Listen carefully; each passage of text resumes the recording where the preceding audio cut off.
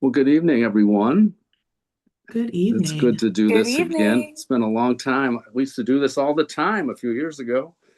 Um, the Tonight was supposed to be a baptism night, little Robin. The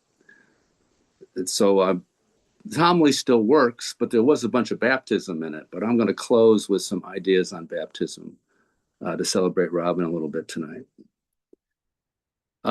Since this is more of a conversational setting, I'm going to, when I'm done, I'm going to open it up if people want to comment or add a thought or a question or whatever. We can have a couple minutes of just open conversation. If no pressure, but if someone wants to do that, we have this setting is set up very nice for that.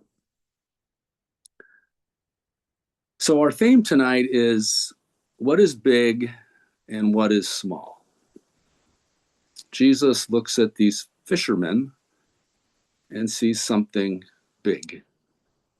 The culture looked at the fishermen and saw something small. Back in that day, if you were a fisherman, your father was a fisherman, your sons will be fishermen, on and on it goes in a big circle. But Jesus looks at them and sees something different.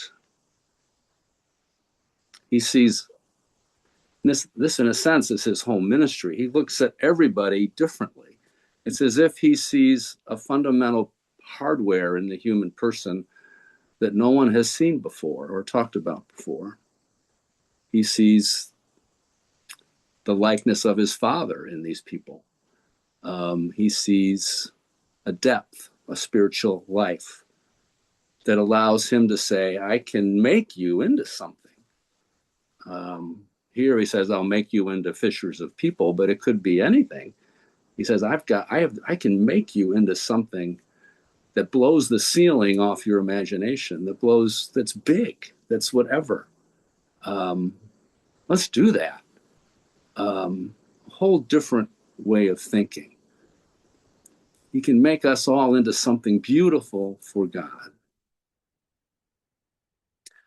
And so if we try to ponder what did Jesus see, we've got holy people over the centuries giving us ideas of how to articulate this human nature, this spiritual presence, the spark of the divine. The one that I'm attracted to tonight is from James Finley. And what he imagines is if we look at the human person, you imagine a well, a spiritual well. And if you took a pebble and put it in the well and dropped it, you could wait an hour and not hear it hit the bottom. In fact, if you waited a day, you wouldn't hear it hit the bottom. In fact, if you waited years, you wouldn't hear it hit the bottom. In fact, you could wait all eternity and you wouldn't hear that pebble hit the bottom. It's as if this well of life that kind of reaches out and then attaches to other wells deep within, to this consciousness, this love that undergirds all that is. The human person, in Jesus's view, is unfathomable, unfathomably big, with enormous, incredible potential. And is this big part of us, this unfathomable part of us in this deep well that is trying to make us into something. That's the part that's calling us. That's the part that's doing what Jesus is doing in the gospel, calling us, wanting to make us, wanting to form us into something beautiful for God. So when we go through our lives, we can then ask, well, how do I know I'm in this big space or in a little space? What are the guideposts for what's big and what's small? If I want to be part of something big, how do I know I'm in the right space? Well, we just celebrated Martin Luther King's birthday. And what I like to do right around then is go over some of his most famous speeches. And one is, I'm sure you've heard of before. Um, it's about the instinct to be great. He gave it on February 4th, 1968, which is actually my birthday.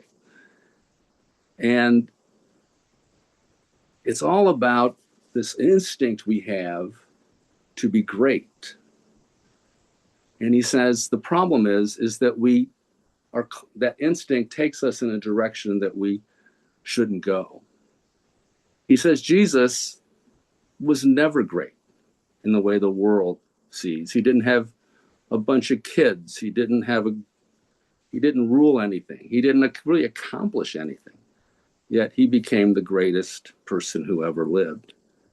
And it's because, as Martin Luther King defines it, he says, greatness is defined by loving service. And the most moving part of the speech is when Martin Luther King talks about his death. And when he says, what I want someone to say at his death. And at his death, he says, I don't want people to mention the Nobel Peace Prize. That doesn't matter. He says, I don't want you to mention my 400 other awards. They don't matter. He says, I don't want anyone to mention my college, my degrees, and all my scholastic work. None of that matters. He says, I want people to say at my funeral that I love somebody. I want people to say at my funeral that I visited the prisoner. I want people to say at my funeral that I fed the hungry. I want people to say that I was a person who loved and was of service. And by defining that way, he says, everybody can be great. In the ancient world, only a few people could be great. If they were born in the right family and had the right opportunities. But the way Jesus redefines things, redefines greatness, he says, everybody can be great.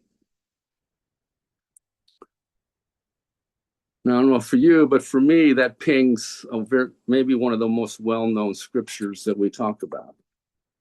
And when Paul writes about greatness in Corinthians, he does it with actually more hyperbole, just to get the point across.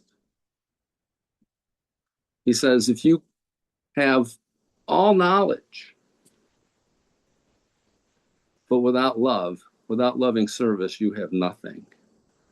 You might be able to speak with the angels and talk in the spiritual languages and be so caught up in ecstasy. But if you don't have love, you don't have anything. You could be a prophet. You could have everything, but if you don't have love, you have nothing. And then he goes on to say what love is. Love is patient, love is kind, love is not jealous or boastful, etc., etc. Love bears all things, hopes all things, endures all things. And then he says the one thing that does matter. He says love never ends. And there you have the definition of what is big and what is small.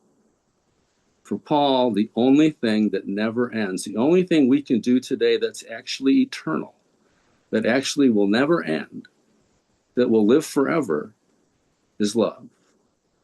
Our fancy cars, our great jobs, our good looks, our reputation, our books that we write, all the gifts we give away, all that won't last forever. But what lasts forever is loving service, kindness. Each of us can do something eternal today. And the reason I wanted to talk about that at Robin's baptism is because at his baptism, we're going to do something eternal. We're going to do something big. We're going to look at this little baby and we're going to recognize and call forth that fathomless well. We're going to see it in him through faith. And we're going to call him to act from that place, to be a person that is in touch with that space. And we're going to try to help him do that. We're going to call him to that. And we're going to call ourselves in remembrance that we want to be people who live like that, who are acting out of that space all the time.